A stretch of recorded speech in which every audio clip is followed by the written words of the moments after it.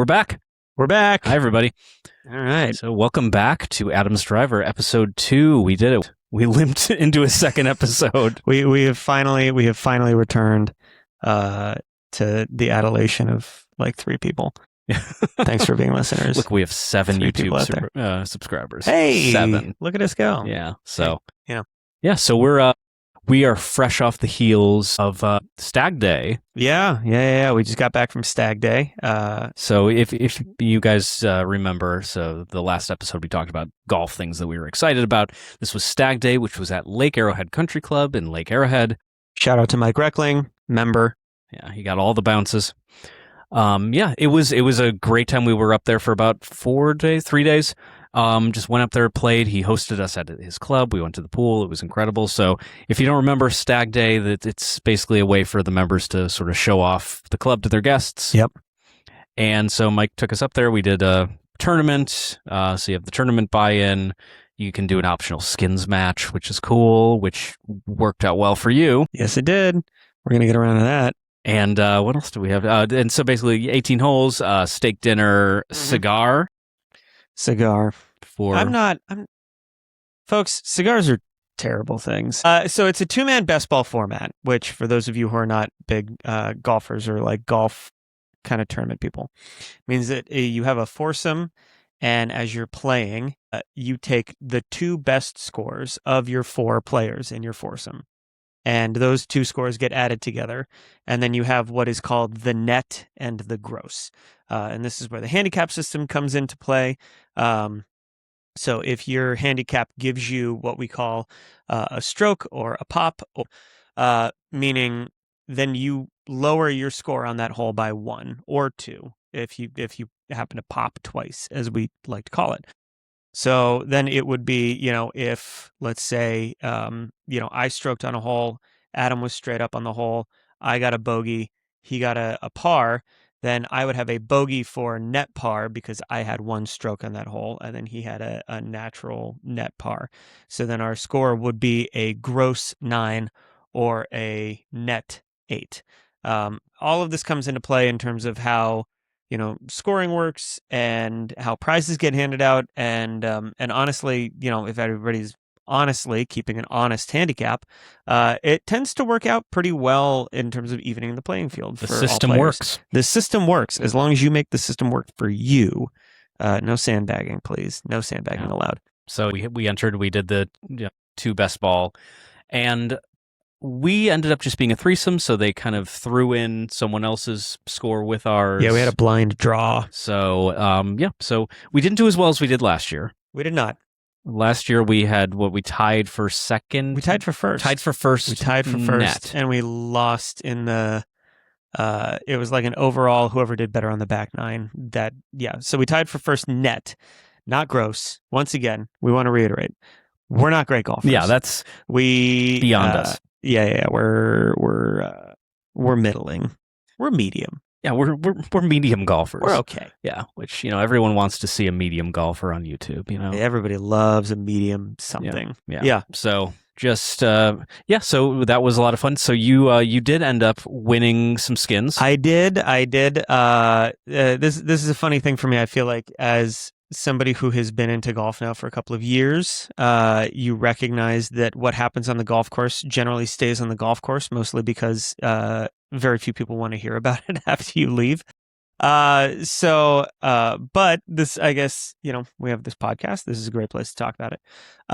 So I did something that I have never done before, which is I got an eagle on a par 4. And we got it on camera, which is even cooler. It's the one shot we recorded. It literally is the one shot we recorded. It's just you driving the green. Yes. I think it's just like me saying, like, let's see what Ty does here, and you happen to drive the green to about 20 feet. It was somewhere between 15 and 20 feet. This is a very short par 4. This is the 9th hole coming back. It's a drivable par 4. Any given day, somewhere between like 280 and 300 away, depending on pin placement, wind, things like that. So I hit my drive. I had about 100 in after that, but Tyler steps up. It was a bit of a windy day, but it's the kind of hole that I kind of hate because you end up really wanting to go for it, and you'll either blast it left or you blast it right or something like that. But this was one of those rare days where everything kind of clicked for me. It was a little windy when it was coming, right to left. I don't really have a natural shot shape. It changes every shot, part of being a mid golfer. But I aimed, kind of right, and I thought I'm just going to throw it up there and let the wind carry it in.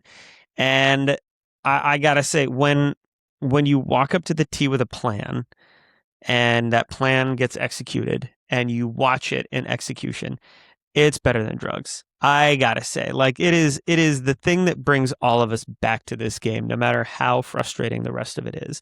When you say, I'm going to try and, I'm going to aim right, I'm going to let the wind take it, and it's going to come back towards the green. You just watch that ball come just like sailing right and over. And to me, this was kind of the epitome of golf, where I hit this drive, best drive I hit all day, had like 15, 20 feet to the green or to the hole. Mike ended up chipping up above my ball. And so he had a putt that was, past mine. For those of you who remember Space Jam, the Michael Jordan Space Jam, the 9th green at Arrowhead is where he gets sucked into Toontown after making his hole in one. So it's a really fun green to go up to. Yeah.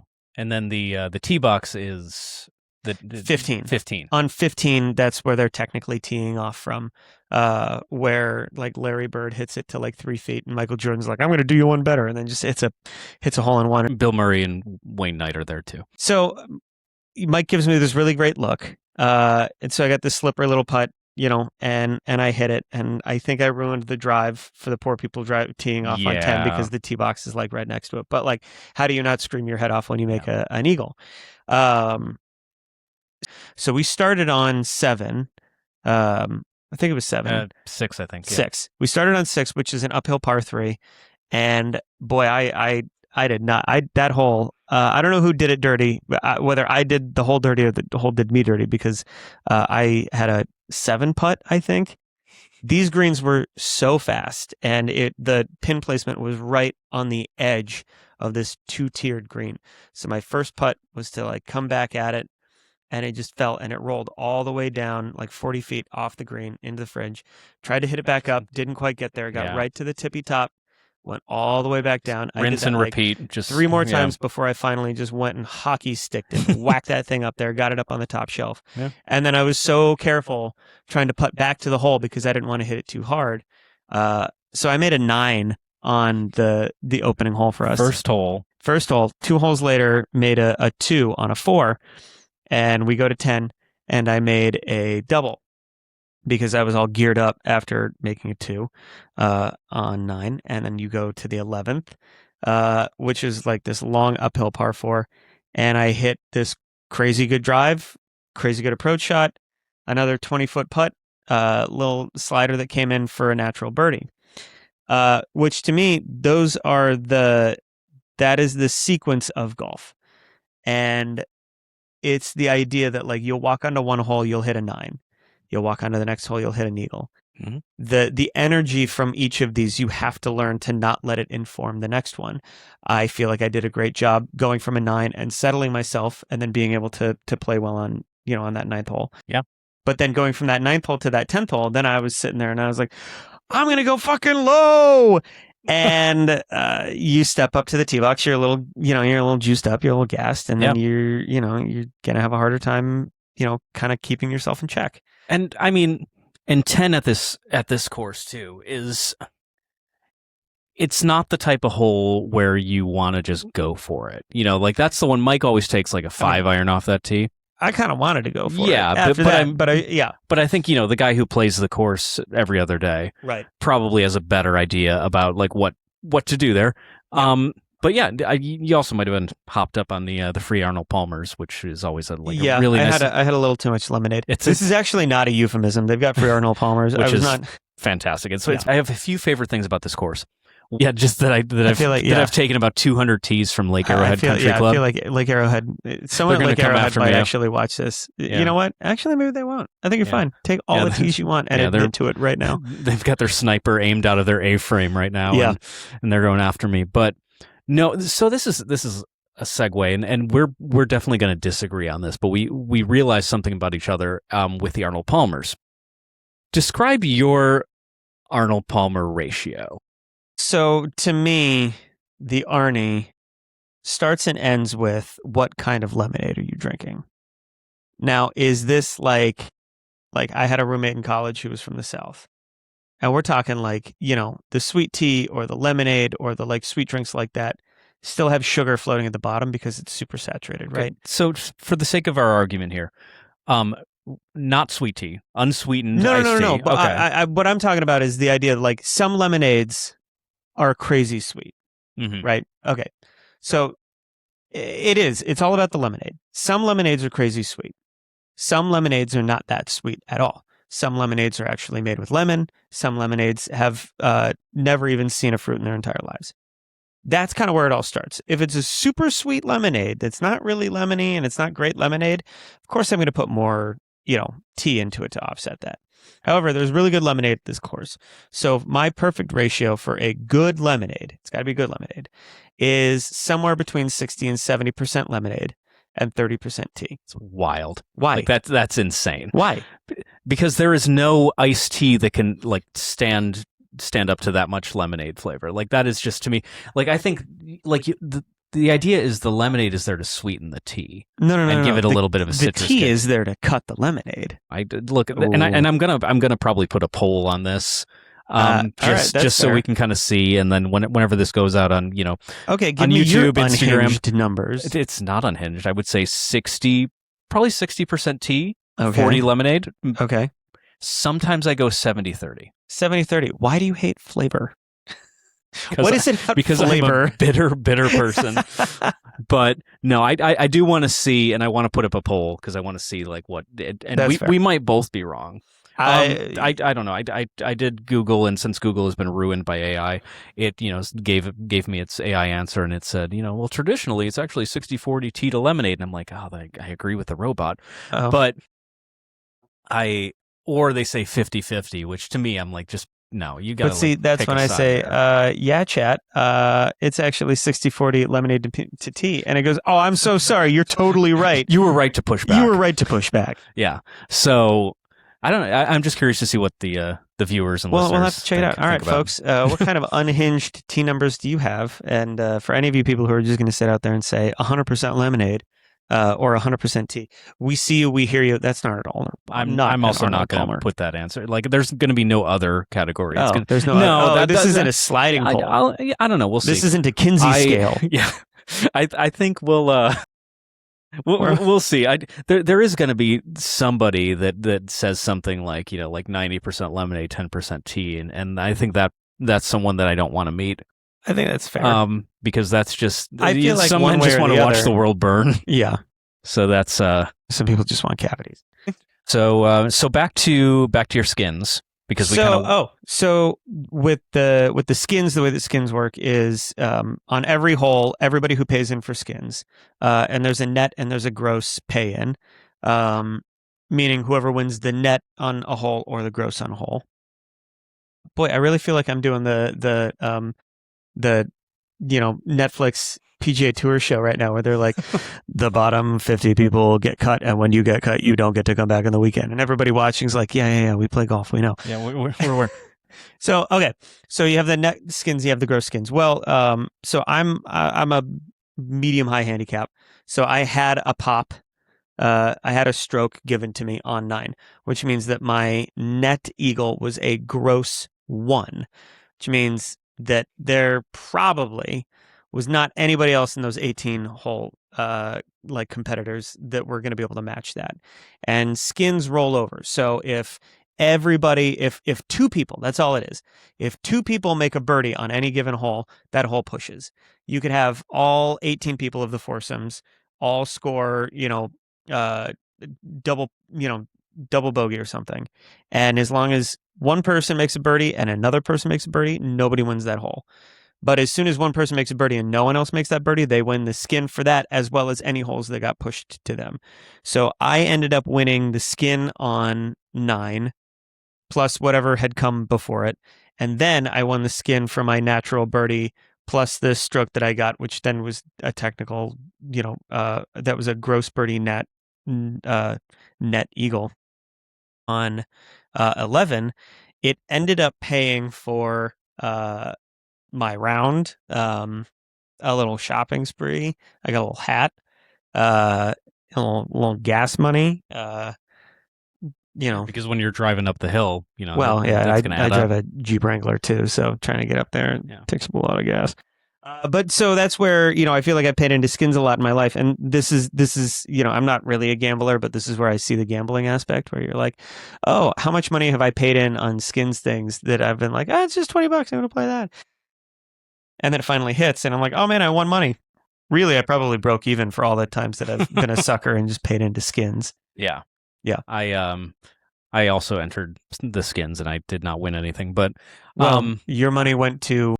I had to reactivate my handicap. That is true. Because I was in a golf league and then I left the golf league, and so now I'm a member of the Griffith Park Wilson Harding Golf Club. And does that give you any sort of benefits? Can you get tee times? Can you? I think I can enter tournaments. Okay. So now I'm a member of the Griffith Park Golf Club. Congratulations. Yeah, it's very exciting. Brand new member. Yeah. Out of necessity, but I also I like those courses a lot. So yeah, we're that was our big golf thing. So again, thank you to Mike Reckling and Lake Arrowhead Country Club. We'll be posting some stuff from that round. We did get the shot on tape, which is kind of fun. We'll introduce everybody to Mike, and everybody can meet him because he's a character. Yep. And he'll probably be on the show at some point. So we'll bring him down here.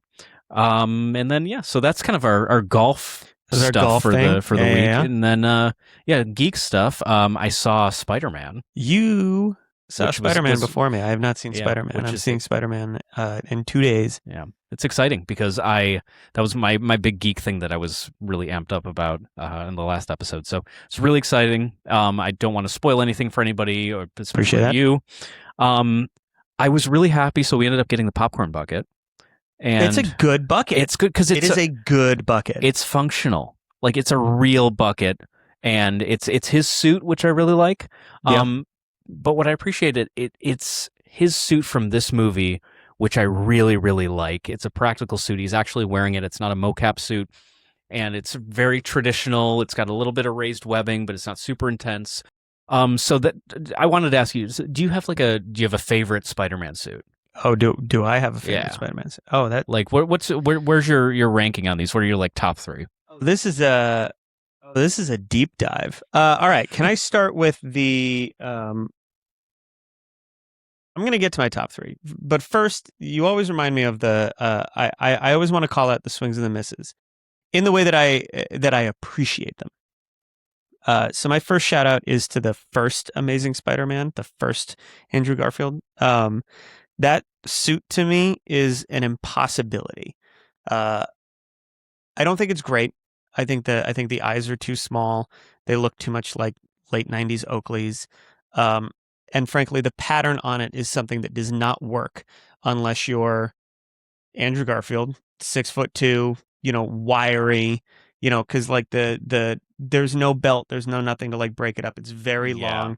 You got to be super lean. I did appreciate the texture of it, the kind of basketball texture of it. Thought they went with a darker color. It felt to me like a swing and a bit of a miss. I think that also kind of comes from the time period, because that was very much like a kind of Dark Knight era where they were trying to make everything gritty, and it was the first shift away from the Tobey Spider-Man. There's a lot going on there. And in the same vein, I feel similarly, and this one might be a little more controversial. I feel similarly about the PlayStation 4 Spider-Man suit, the one with all of the white design to it. That one, it has grown on me a bit since they first kind of announced it and brought it out. But I just felt like it was a little too, I don't know, there's something that didn't click with me with the white. I'm very much a purist. I like the classic kind of, blue, red, everything that's done right. So I guess in that vein, obviously the first Tobey Maguire suit, phenomenal suit. Yeah. Absolutely phenomenal suit. Um, and then I gotta say, I really do. I like the look of this new one. I think that they pulled a lot from like the suit that he's wearing at the end of No Way Home.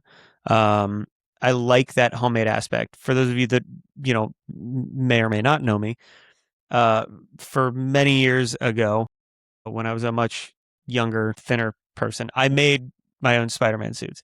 And I did Spider-Man for Halloween many years in a row. So I appreciate the craftsmanship that goes into it. Um, but I will say, I think my favorite Spider-Man suit of all time is the second Amazing Spider-Man one, the same one that Andrew Garfield then wears in No Way Home. I just think that that's such a great blend of the classic styling of the red and the blue. It's got the really great raised webbing. It's got these really lovely, like large lenses to it. And I just think it's one of those where, to me, it's like kind of a classic American muscle car kind of look where it's like, what the silhouette is supposed to be. You know what the shape of it's supposed to look like. You know what the colors are supposed to feel like. And they evoked that, but also made it feel, kind of a little more modern, a little more updated. I really appreciate that one. What about you? All right, so let's see. So my Spider-Man suit ranking. Okay, so I think this one so far, I think this one's really great, the new one.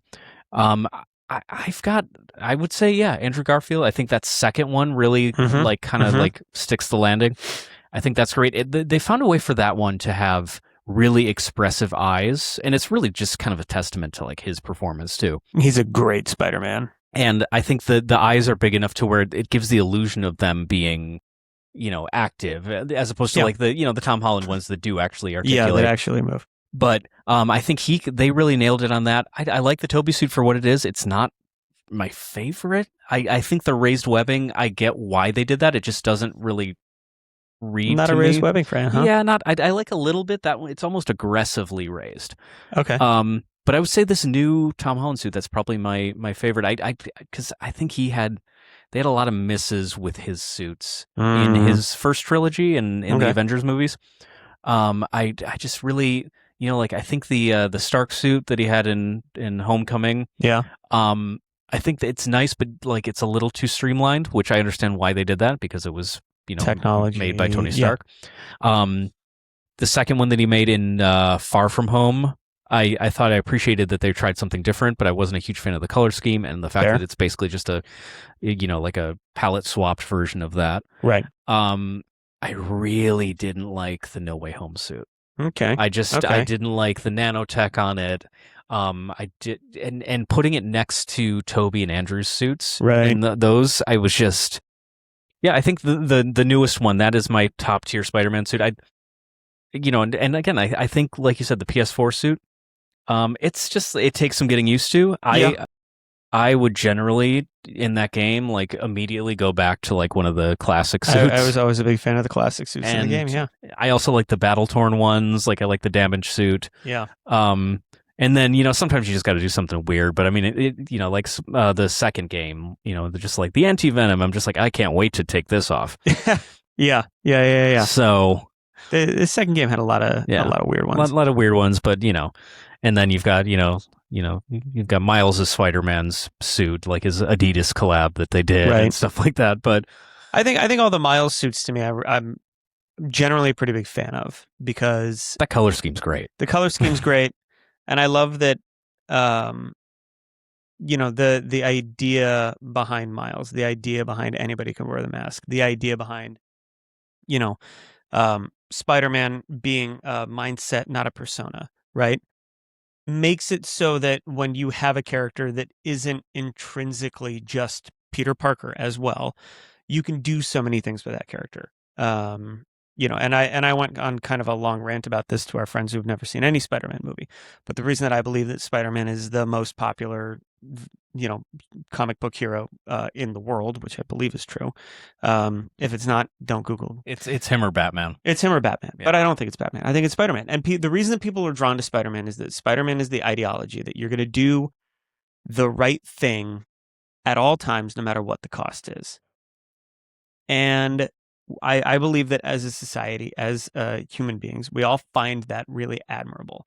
Spider-Man can't get out of his own way. Spider-Man is not an alter ego to Peter Parker. Peter Parker is not an alter ego to Spider-Man.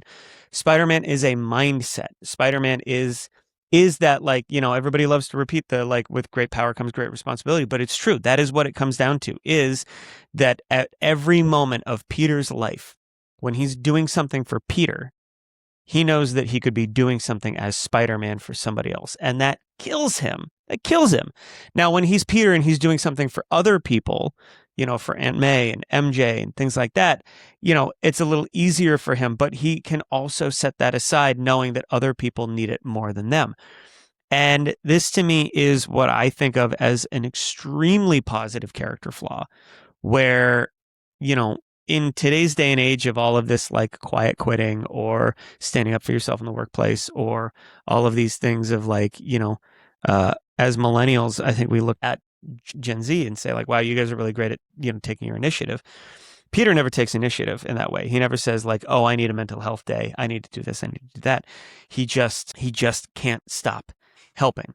And it's those questions at a job interview, and they're like, what's your biggest flaw? I care too much. I try too hard. I work too late. I save too many people and never myself. I whipped too much.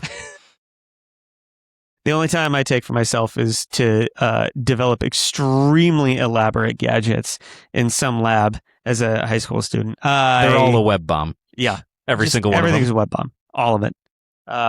But yeah, so I think that's why everybody loves Spider-Man so much, I feel like. And I've ranted about this for a very long time now. Yeah, but I mean, I think that Bonnie always says you can tell a lot about somebody based on, like, what their favorite superhero is, because that's who they see themselves as. I think that's fair. So yeah, I think that's a good choice. I think it really was. We talked about this too. In the 90s specifically, like before the Marvel movies, there was a lot of like the big three for Marvel. It was Spider-Man, Wolverine, Hulk. Yep. All over the place, like everywhere. And it's funny that just those were the characters that Marvel just didn't have the rights to anymore. Yeah. And they basically sold off all of their really profitable heroes. And then, when they announced the MCU, the big thing was Marvel announces movies with their B team, because nobody really knew Iron Man that well. Thor. Captain America was kind of lame. Yeah. So, like the fact that these characters have had that resurgence, and now Iron Man is a bankable character, which is wild. Because, like, when I was a kid, I was like, I don't know, is this a robot? Like, what is this? Like, I remember, I don't like this goatee. I remember, like, following it a little bit. It was my first year in college when they were filming that, I think. And I was like, they're doing this Iron Man movie. I was like, man, I don't even know who the hell Iron Man is. I was kind of a little bit into comic books, but like you said, I was more like a Spider-Man fan. I was more of a mainstream. And at that time, too, everybody was a DC fan. Yeah. All the movies we had were DC movies. It was all Batman movies. It was all Superman movies. Everything coming out of, like, popular culture was DC based in the 90s. So, and I was kind of a casual. Yeah. I wasn't really like... I wasn't super into the lore. I kind of went into them and I was like, oh, cool. Like, I remember the post credits that teased Thor, and I was like, oh, we're doing magic. Okay, cool. Because they did it so slowly and gradually that it really worked. And I don't think anyone's been able to like replicate that. No, because they want to rush into it. It was like the first version of like the DCEU, where they really tried to rush into the team up. And then you kind of jump the gun. The problem always ends up being a power creep, whether it's individual heroes or just the stakes involved. And so I think the power creep is kind of, it's about the journey.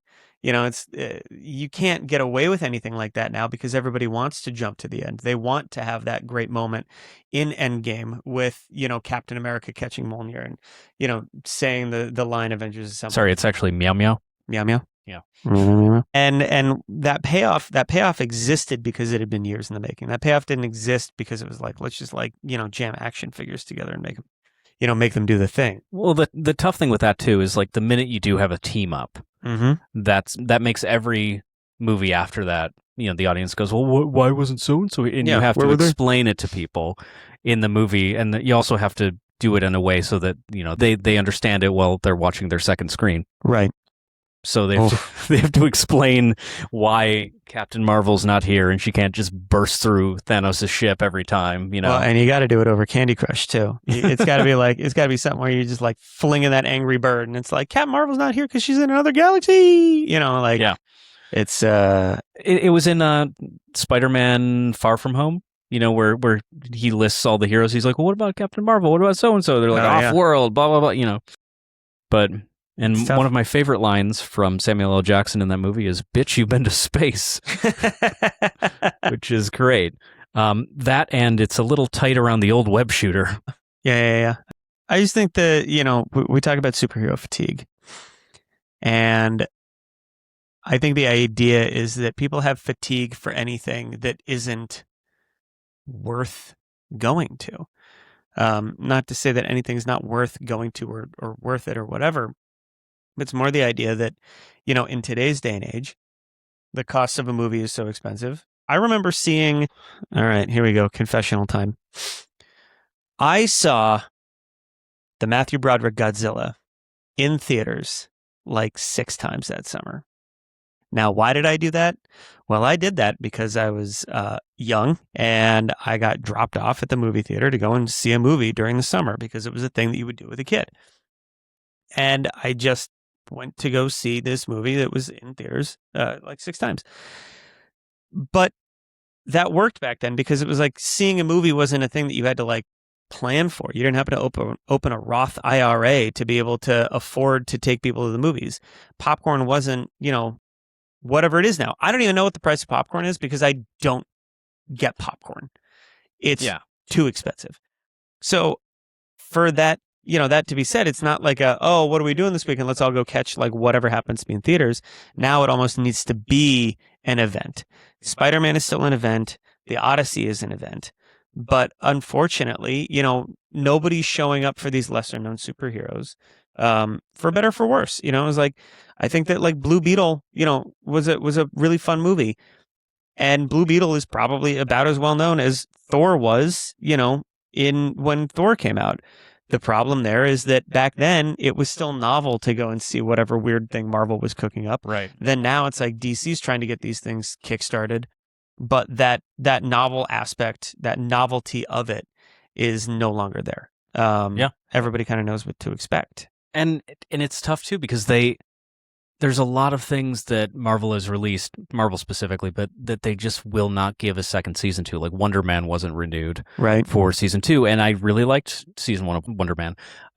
There's She-Hulk. Like I really enjoyed that because I thought it's really great in terms of world building. It makes it a lived-in universe. Right. Yeah. I saw somebody tweet about that. They said, like, how great would it be if that just ran indefinitely and you just got to see random like D-list heroes and villains dealing with court cases and with her representing them. Like the one I want to see is I want to see the TV show that's just about the moving company trying to help everybody get the hell out of Manhattan before it gets destroyed again.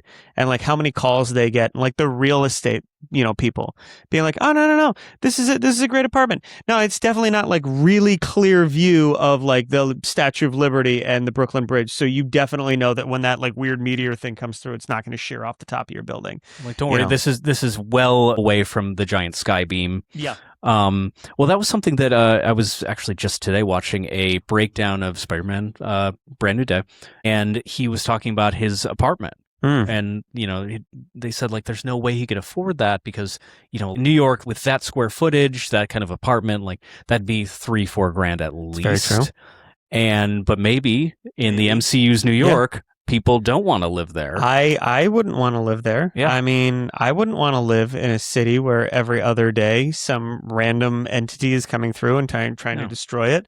Did you see Thunderbolts?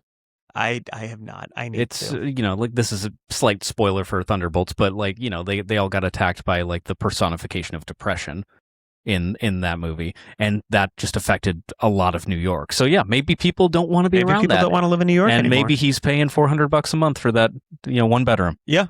You got big windows. Those windows could shatter.